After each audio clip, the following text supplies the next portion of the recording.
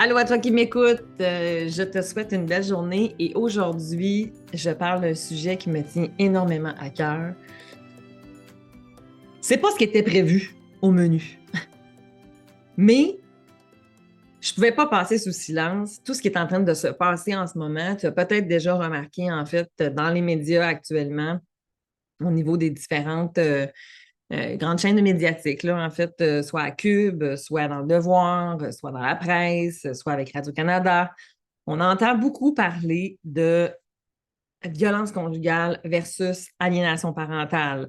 Dans les dernières semaines, il y a une journaliste, en fait, Yasmine Abdel-Fadel, qui a fait un reportage avec le ministre Carman et qui a, par la suite, eu une vague d'articles qui a paru après ça dans différentes médias. Et il y a aussi eu une conférence qui s'est tenue le 7 février dernier par un regroupement d'associations euh, qui luttent justement pour la violence conjugale.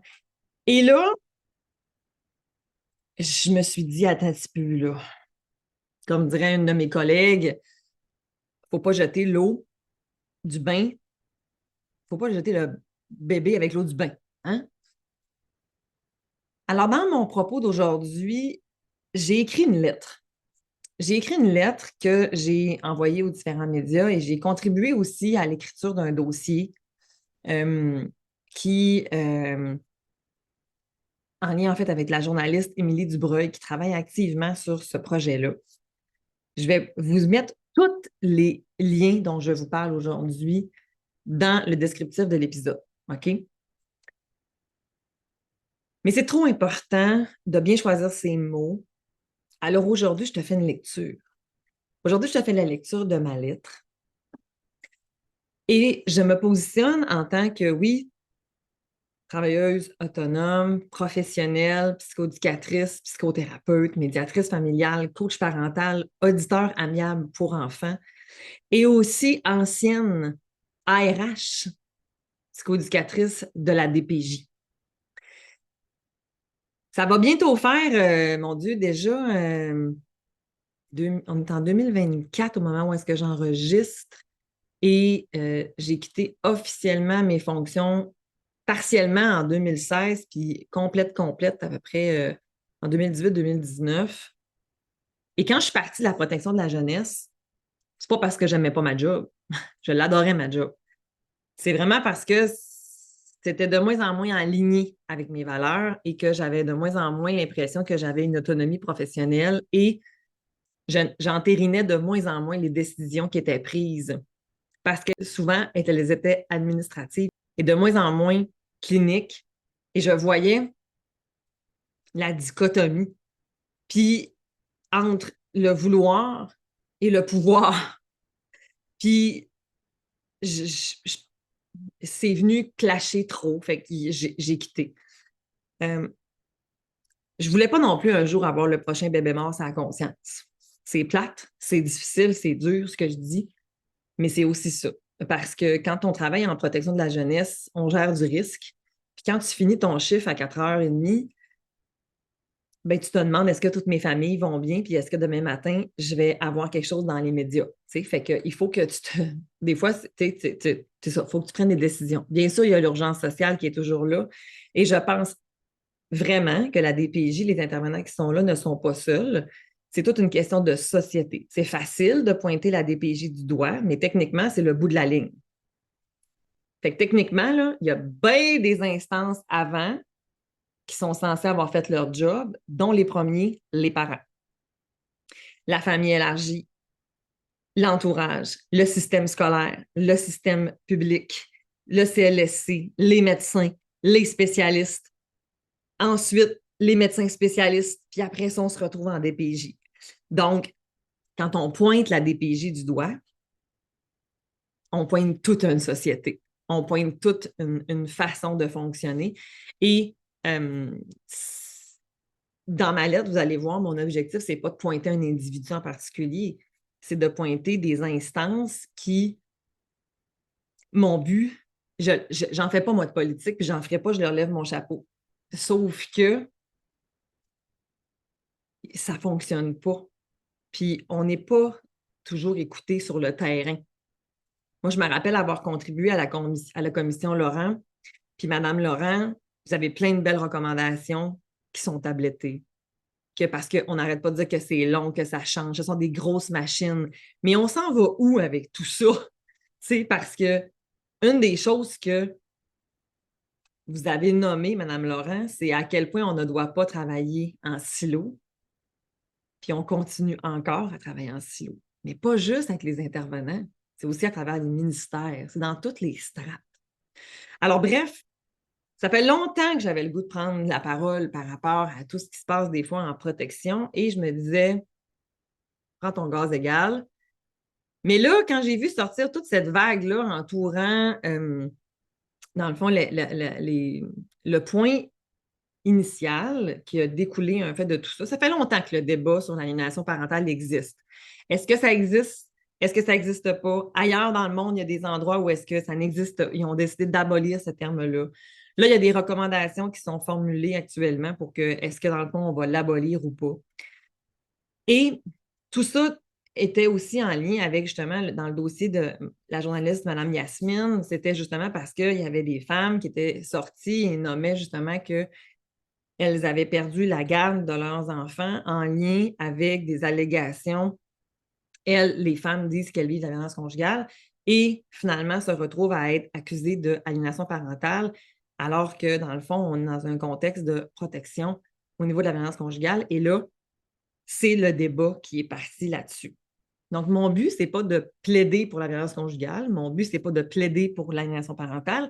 Mon but, c'est d'amener une modération, une nuance, parce que pendant qu'on fait ce débat-là sur c'est quoi le bon concept, on ne donne pas de service. Puis on n'est pas en train de se questionner, selon moi, sur la réelle problématique, qui est le travail psychojuridique qui doit être fait ensemble. Donc, j'y vais comme suit. Bien sûr, aussi, je vais utiliser le féminin parce que ça représente majoritairement la réalité du domaine que je vais traiter. Oui, il y a des intervenants hommes, il y a des juristes hommes, bien sûr, et tout ça, mais les travailleuses sont souvent beaucoup plus en majorité, donc c'est pour cette raison-là que je vais aussi utiliser le féminin. Alors, la véritable cible est écartée lorsqu'on débat de l'existence de l'aliénation parentale et de l'injustice subie par certaines mères en raison de violences conjugales non décelées. En réalité, selon la littérature et la pratique clinique, souvent les deux phénomènes existent et même s'interrelient. Certains parents accusent à tort leurs coparents de ne pas être en mesure de s'occuper de leurs enfants et alimentent ainsi une dynamique aliénante. Parallèlement, des auteurs de violence vont adopter des comportements aliénants pour maintenir une emprise sur la violence. Au lieu de débattre de l'existence de ces problèmes, puisque si on clive un concept au détriment d'un autre, on est en train de dire que le vécu de certaines familles n'existe pas. Comment les enfants vont être protégés dans ces cas-là? Il est primordial de se poser la question suivante. Comment un enfant en vient-il à couper le lien avec un parent?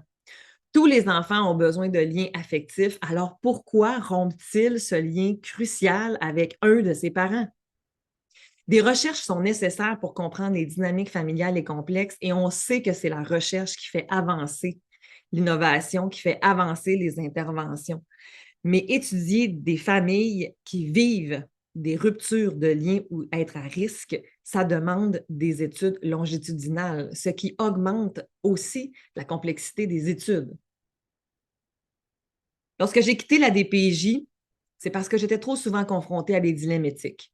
J'avais perdu confiance non pas en la mission, mais dans la manière de faire les choses. Je ne pouvais plus entériner ni signer des rapports justifiant des décisions parfois recommandées par des règles administratives plutôt que fondées sur le plan clinique.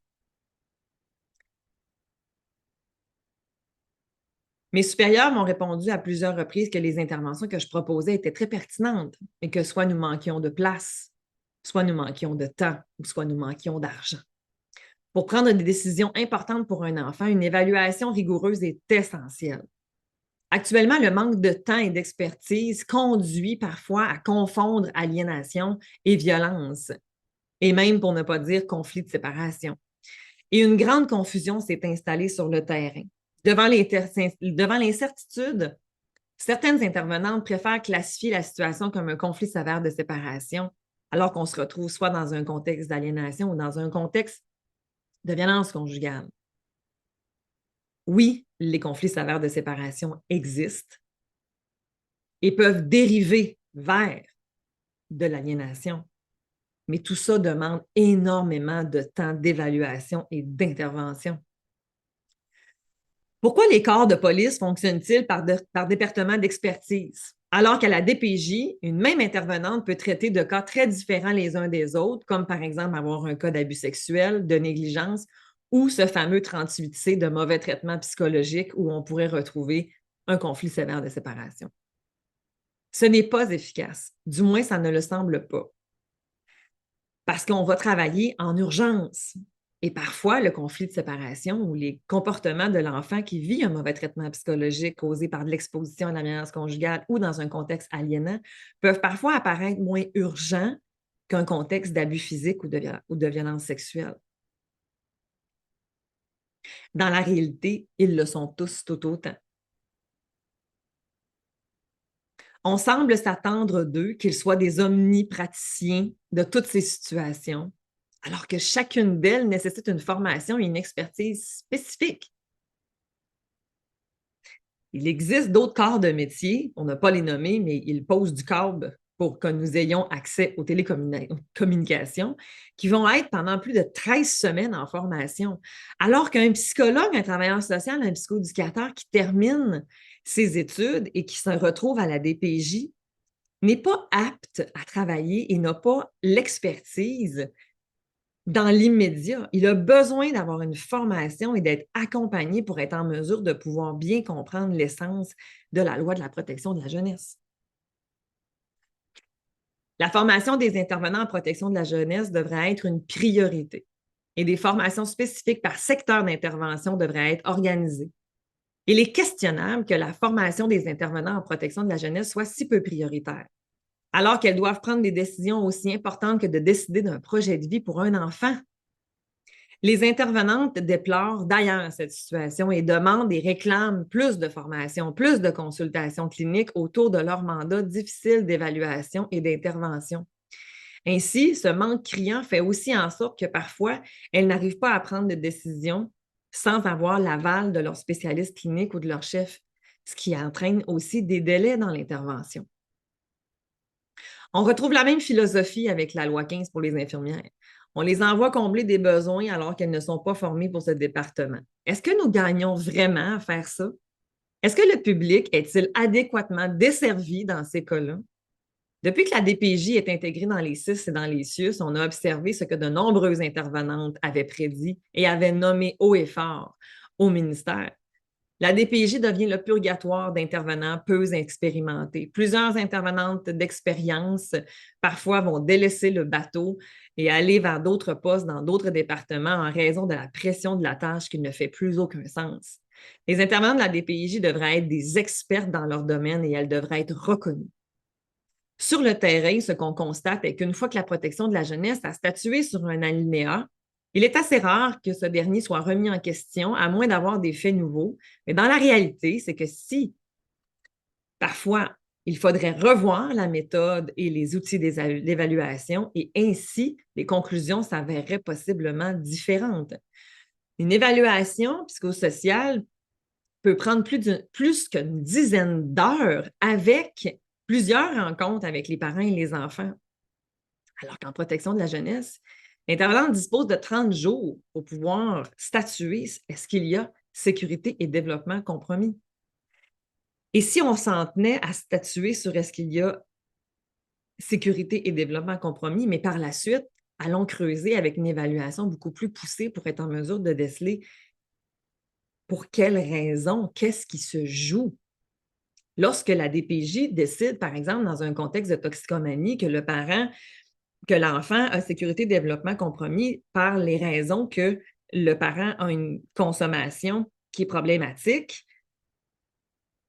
Ils ne vont pas le déclarer comme étant toxicomane. Ils vont nommer qu'ils ont un problème de consommation qui vient compromettre la sécurité et le développement de l'enfant et ils vont référer vers une ressource spécialisée telle qu'un centre de réadaptation en consommation pour être en mesure d'avoir une évaluation plus poussée ou encore pour être en mesure de pouvoir avoir de l'intervention. Dans un contexte d'abus sexuel, ils vont statuer qu'il y a eu des gestes et par la suite vont être référés avec un psychiatre, avec un psychologue, avec un sexologue qui va être en mesure de pouvoir évaluer les risques de récidive et la dynamique de ce parent-là ou de cet adulte-là qui aurait eu des comportements et par la suite orienter l'intervention.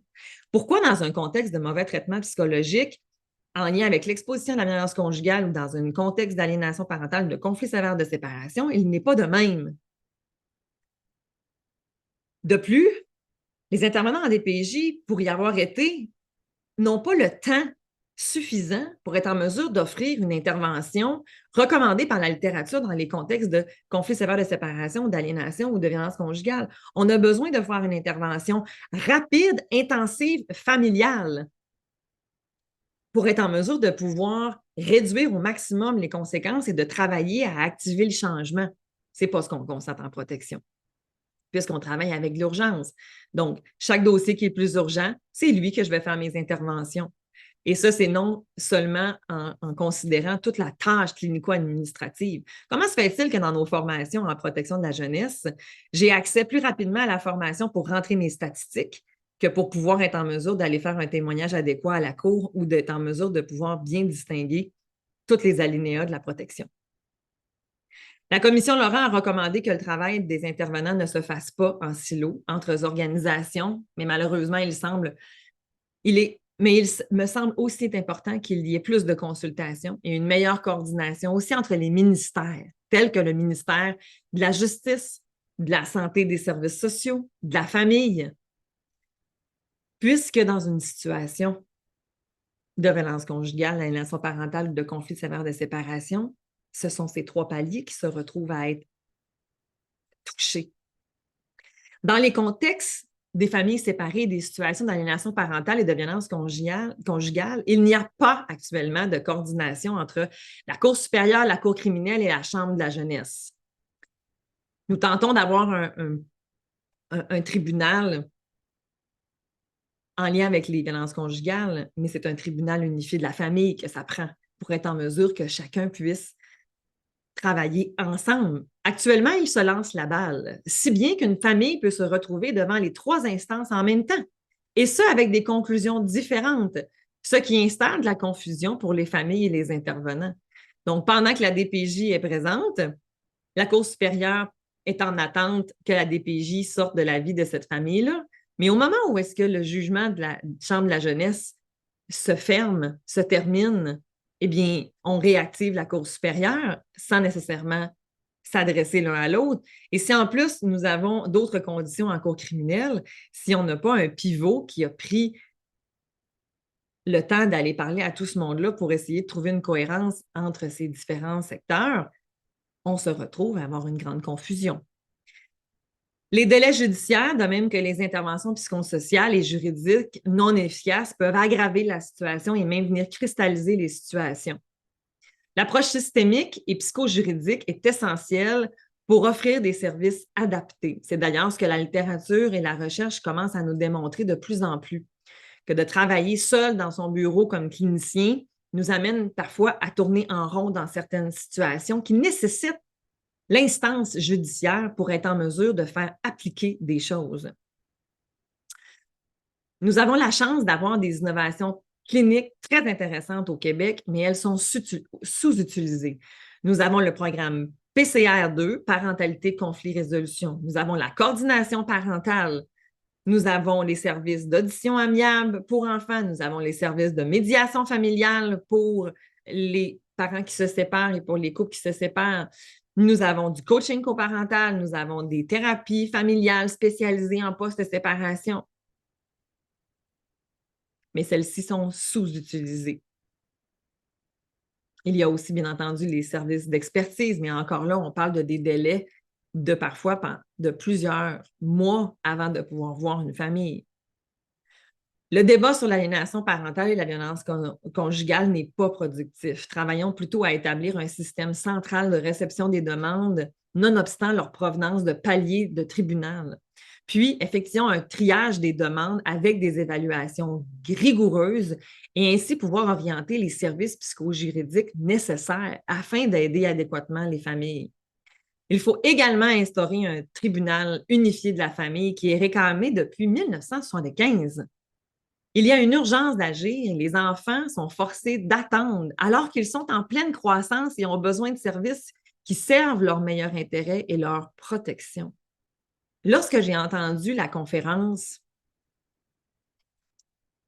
du 7 février dernier avec Mme Zakour et avec d'autres partenaires,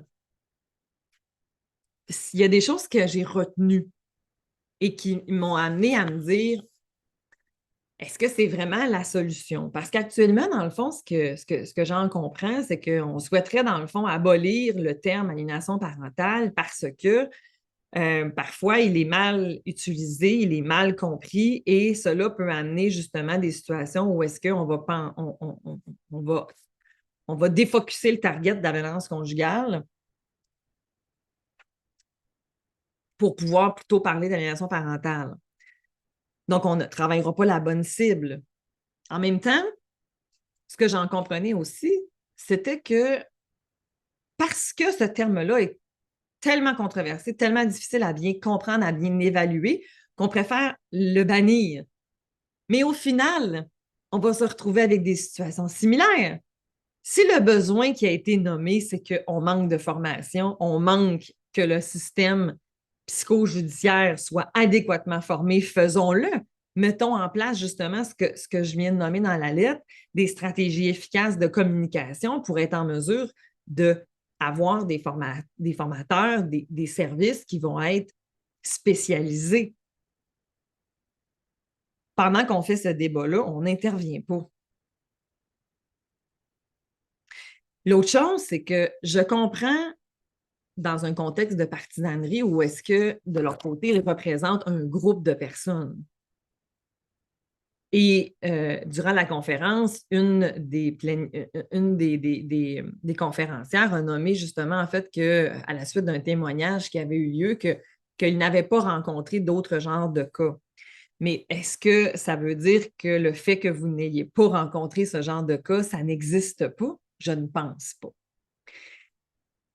Des situations de violence conjugale, il y en a de différentes sortes.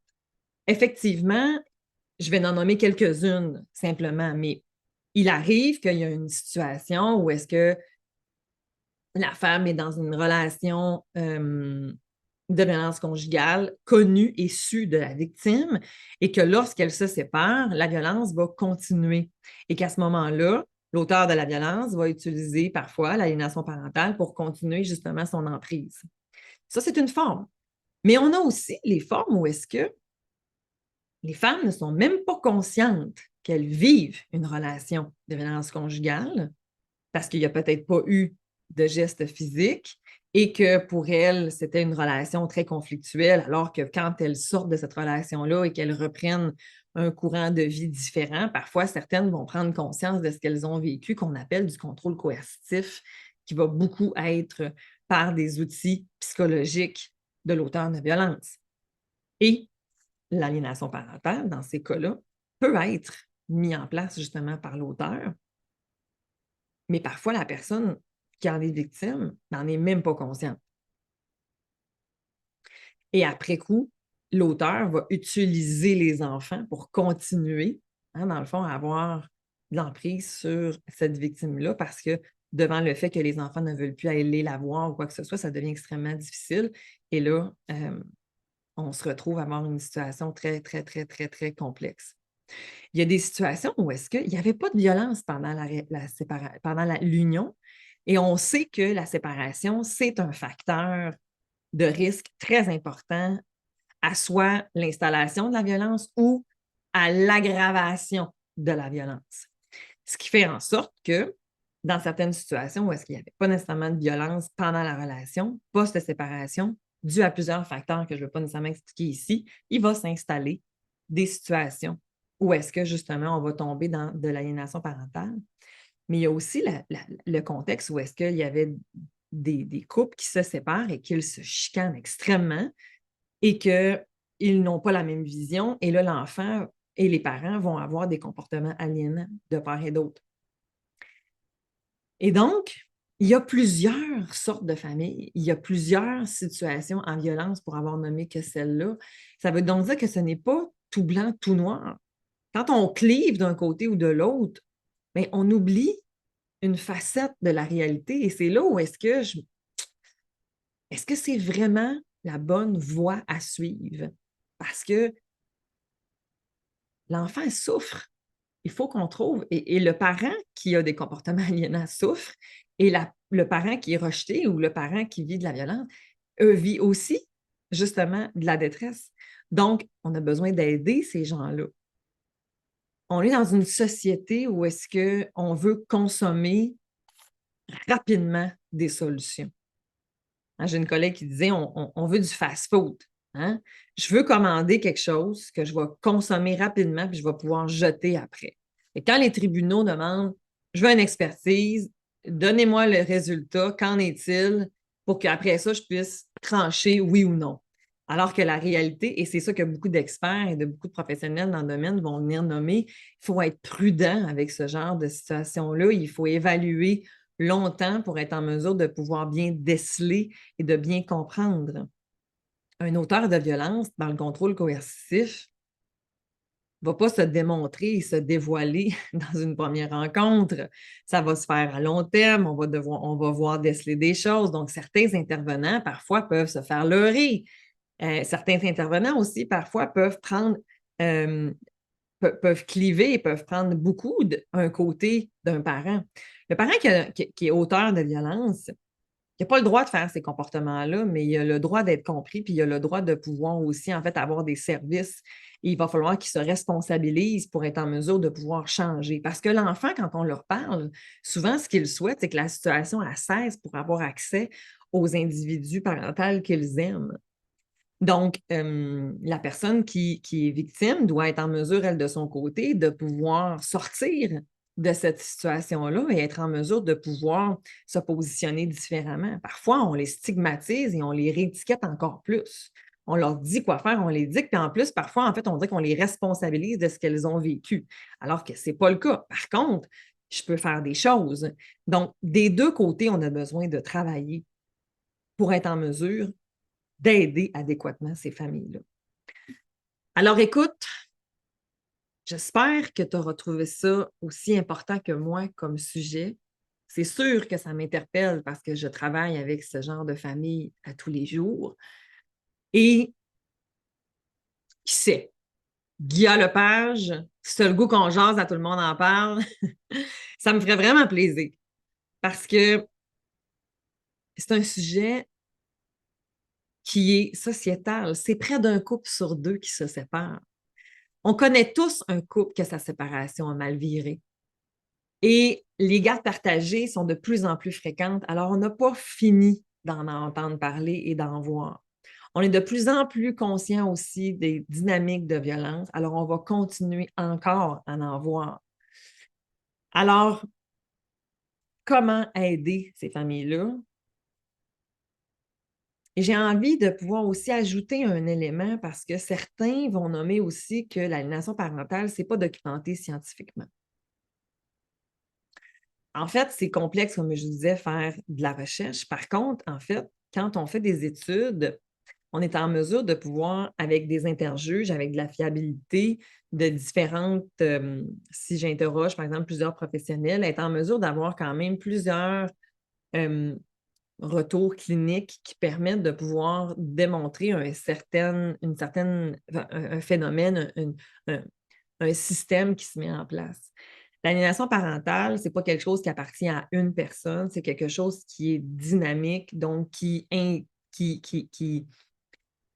c'est le système au complet qui est malade. Il y a beaucoup de controverses sur cette définition-là. Par contre, il y a un certain consensus sur le fait que c'est quelque chose de beaucoup plus complexe que d'un simple diagnostic. C'est vraiment une dynamique interfactorielle. systémique et familiale qui demandent évaluation et intervention poussée. Et c'est pour ça qu'il y a plusieurs écrits qui sont disponibles. Je vais vous en mettre quelques-uns. Vous allez pouvoir aller alimenter et continuer à vous enrichir. Et dites-moi, comment ça vous a fait réagir aujourd'hui? Bien entendu, je vous invite à partager cet épisode. Je ne vous demande pas ça souvent, mais là, je vous le demande. Recommandez-le, partagez-le, parce qu'on a besoin de gris pour être en mesure de définir de meilleures barrières. Si tu aimes le contenu de podcast Corsé, abonne-toi, laisse une note. Ça aide à faire connaître le podcast et de faire en sorte que d'autres parents puissent avoir accès aussi à ces informations. Je te souhaite une belle semaine et on se revoit bientôt. Bye! J'espère que ça va avoir été aidant pour toi. Si tu as envie d'aller plus loin par rapport à ça, sache qu'en fait, j'ai des formations en ligne maintenant qui sont disponibles sur mon site web. Tu pourras les retrouver dans le descriptif de l'épisode. Mais au niveau justement de la coparentalité, au niveau de la réussite en fait de sa séparation conjugale, je dirais plutôt dire en fait d'apprendre à composer et à redéfinir justement notre famille, les enjeux qui entourent la recomposition familiale et en fait tous les aspects en fait je dirais techniques et financiers associés aussi à une séparation conjugale, c'est important d'être informé. Fait que s'il y a un de ces sujets-là qui t'interpelle, dont celui par exemple d'aujourd'hui, tu peux aller voir et aller plus loin. Alors, je suis là si tu as besoin. À bientôt!